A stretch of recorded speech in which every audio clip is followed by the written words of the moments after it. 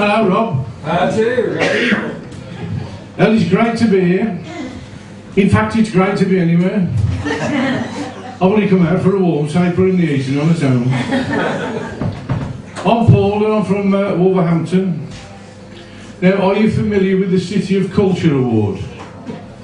Every 4 years, they select someone, and whoever wins gets to be the City of Culture for 12 months.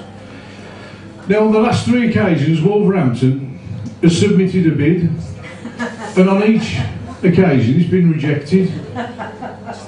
We haven't even got into the final shortlist of 4. And to rub salt into the wounds, the last 3 cities to win have been Hull, Coventry and Bradford. Has anybody been to Hull, Coventry or Bradford? We're a lot more underwhelmed and reserved than Americans, aren't we? They're so loud and over the top, they're great on your nerves. I was in Florida recently, and I went into this beach bar, and I plonked myself on a stool next to this big fat loud American. And he turned to me, he says, "How's it going, man?" I says, "Alright. Not so bad. Could be worse. How are you enjoying this beautiful weather and not a cloud in the sky?" "At least it's dry." The rain held off. He says, "You from England?" I said, "Yeah." "Well, what city are you from?" I said, "Wolverhampton." "Wolverhampton? I don't think I've heard of that. Is that near London?" "No." "Oh, that's neat city, man." I said, "It's in the right fucking state."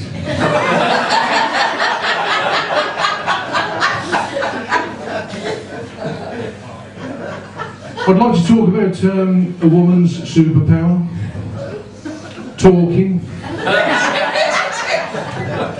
I saw a stat the other day. It says women speak up to 10,000 words a day compared to men's 3,000. Can you believe that, lads?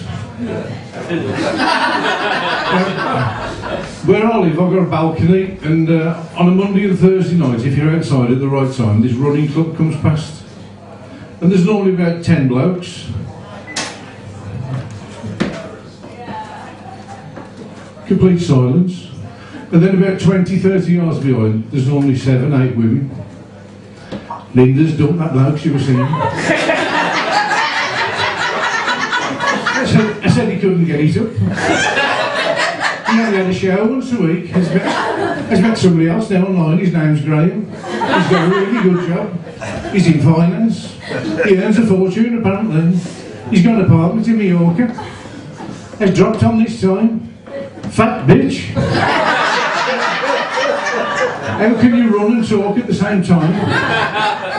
It's a superpower.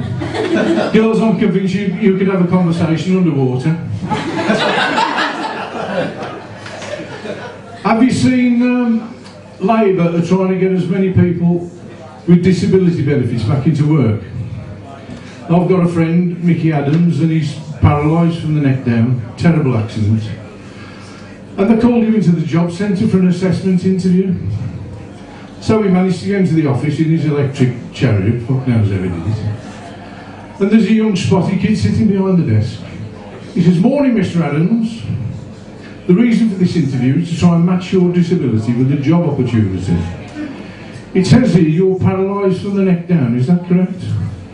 "Yes." "Right, let me just put that into the computer. Paralysed from the neck down. Search. We'll see if we can find you something suitable now, Mr. Adams. Just bear with me, it'll take a while to load." "Oh, I think we've got a match here for you, Mr. Adams. There's a farmer in Worfield looking for a scarecrow."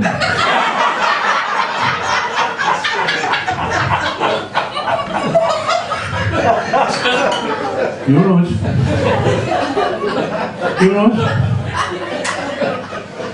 I've got a female friend and she's a teacher.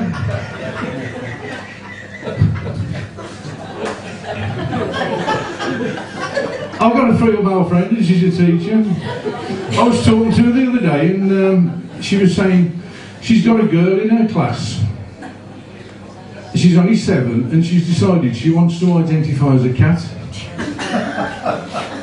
She said, I hadn't got a clue what to do, so I went to see the headmaster, get his advice. He says, well, what I'd like you to do to be on the safe side is when she comes into the classroom, I'd like you to meow and put a saucer of milk down for her. She said, I couldn't believe what I was hearing. She said, if you was in my position, what would you do? I says, well, if it was down to me, I'd identify as a dog and bite the little fucker.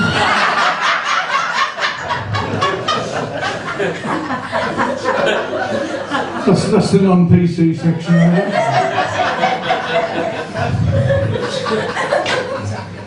You can't beat a good funeral to see people in their true colours.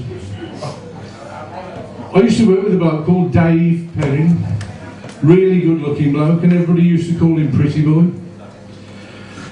And he died suddenly in his 40s, terrible accident. And just before the funeral, our gaffer, who was as tight as a drum, he says, come with me, he says, I'm going to go order some flowers. So we walked in the florist's, and he said to the girl, he says, could you give me a price please for a floral letter tribute that spells Pretty Boy? You know, the sort of thing you see leaving up the coffin in the hearse, mom, grandad, that sort of thing. She said, certainly sir, no problem, let's have a look. We got 9 letters, and we charge £30 a letter, so that'd be £270, sir. He says, I'll have Dave.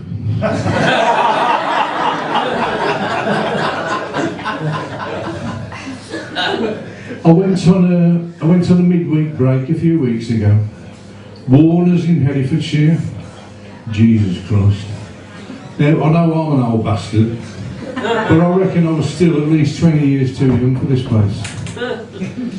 So we turned up and we was walking towards the entrance, and the first thing to greet us, there was an ambulance outside. And they were just bringing one out on a stretcher doing CPR.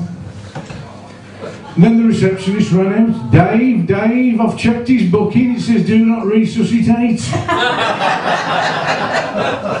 She's on first name terms with the ambulance driver. He must be there nearly every day. So we went into reception, and all you could see was wheelchairs, walking frames, mobility scooters. It looked like they were holding the Paralympics. Sounds like heaven. Have you been? So we checked in, took the stuff in the room, and we messed about for the afternoon. Then later on we went down to dinner. And outside the dining room, either side of the corridor, all you could see was mobility scooters on charge. It looked like the starting grid of Silverstone for the Grand Prix. Walked in the dining room, it looked like the cafe at Dobby's. Just a sea of white hair. I know, people in glass houses. And you know, normally in a restaurant on the table you get a bunch of flowers or a candle or both. In this place they've got a defibrillator on every table. So after dinner we went into the function room, and they got a violin tribute act on. Violin tribute act. There'll be bluebirds over the white cliffs of Dover. And they were all swaying from side to side, they were loving it. And then, of course, for the finale, she did We'll Meet Again, don't know when, don't know when. I thought that's a bit optimistic, eh? But it sounds a bit. So we had another couple of drinks, and then we toddled off to bed. And to get to the room, we had to go up this staircase. And there was an old fella hanging onto the banister halfway up. I says, you all right, mate? He says, yeah. He says, I've just stopped for a breather. Now I can't remember whether I was going up or down. Warners never again. Joking apart, there's nothing good to be said for getting older. If I wake up now and I don't ache, I think I'm dead. It was my birthday last week, and my daughter said, what shall I get you? I says, I don't need anything, don't need anything. She said, I've got to get you something. I says, well, you know I love Switzerland, I used to go skiing there, I've been to Zurich, Geneva. Beautiful country, spotlessly clean, just get me something that reminds me of Switzerland. So she got me an assisted suicide information pack.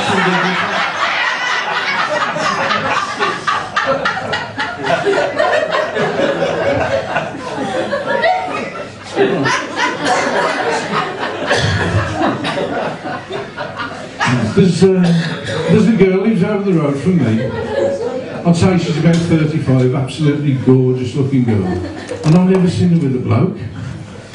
And the other Friday night she came over and knocked my door. I opened the door, I said, "Can I help you?" She said, "I feel like getting drunk, dancing and making love." She said, "Are you doing anything tonight?" I says, No, absolutely nothing, mate." She says, "Oh, that's great. Will you let me dog out about 9 o'clock?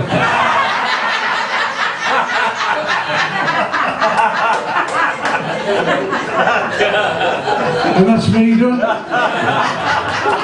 Well, thank you very much, you've been brilliant. As usual, I'm in